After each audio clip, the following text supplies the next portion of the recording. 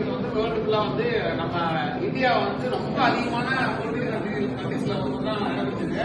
So Punjab, Haryana, Uttar Pradesh இது எல்லாமே அதிகமான பெரியவங்க உங்களுக்கு எல்லாத்துக்குமே.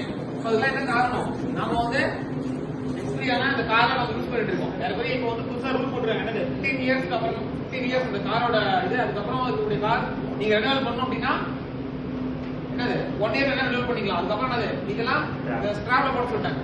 கரெக்டுங்களா? ஸோ அதெல்லாம் என்ன காரணம்? பழைய இன்ஜின்ஸ் அந்த இதெல்லாம் யூஸ் பண்றதுனால நமக்கு என்ன ஆகுது?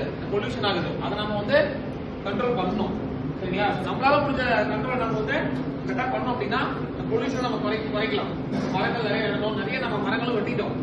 இல்ல இந்த புயல் வரக்குள்ள, இந்த தானே புயலாம் வரக்குள்ள, தானே கஜா புயலாம் வரக்குள்ள நிறைய மரங்கள் வந்து பார்த்தீங்கன்னா இந்த கடலூர் பக்கம்லாம் வந்து இதாயிடுச்சு. ஸோ அதனால வந்து நிறைய பொல்யூஷன்ஸ் வர ஆரம்பிச்சிச்சு. அதே மாதிரி இப்போ நிறைய என்ன சொல்றது, நிறைய மரங்கள் நம்ம வெட்டுறதுனால பொல்யூஷன் அதிகமாகும். நம்ம முடிஞ்ச அளவு மரம் நட வேண்டும். கரெக்டா என்ன ஆகும்? பொல்யூஷன்லாம் கொஞ்சம் குறையும். சரிங்களா?